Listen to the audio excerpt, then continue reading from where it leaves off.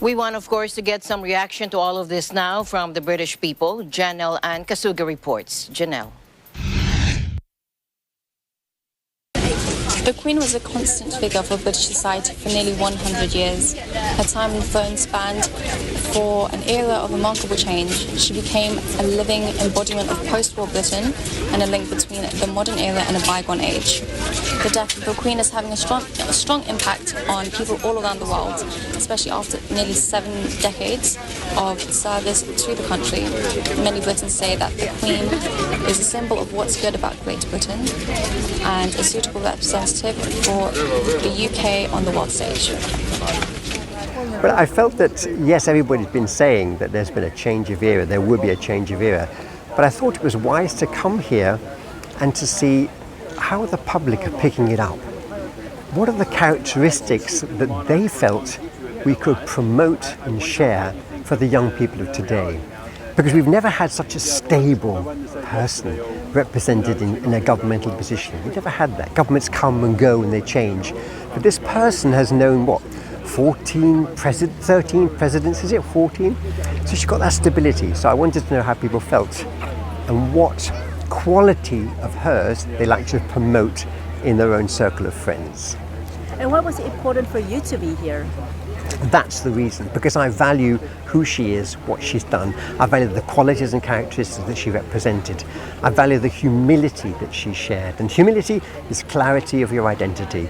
And she had clarity of identity. There was no sense of, I'm this and I'm that. There was clarity. It was beautiful. And that humility was shared with respect and honor for other people. So there's a lot of things. And I want her character, the nature of who she was, not to be lost. I'd like it promoted, so I came here to encourage people to keep going on that. And what do you think about knowing about Charles III becoming the king?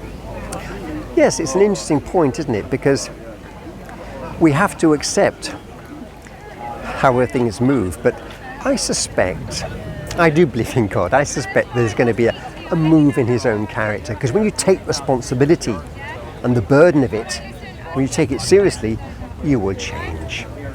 When I first became a dad, I had to change my sense of who I was. And I think I'm hoping and I'm praying that his identity will fit beautifully in the new position he has, and he'll follow his mother's steps. Well, for me, it's very sad.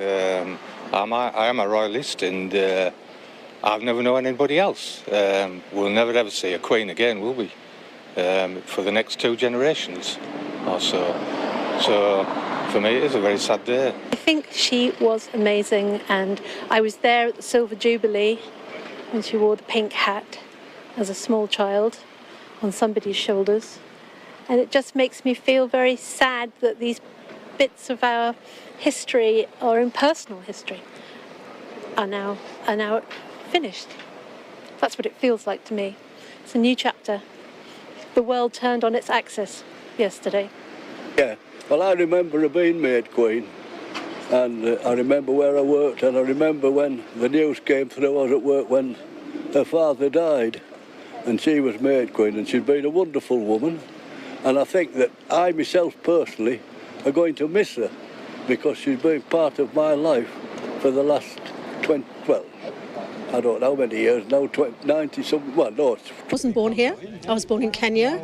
So obviously we were part of, the British Empire. So the legacy of Britain and obviously Queen Elizabeth is, part of my history.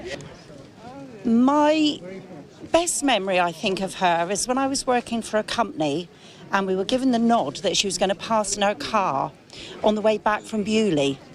So we all went out to the main road, stood on the corner by the roundabout.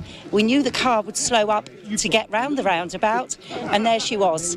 But that was fantastic.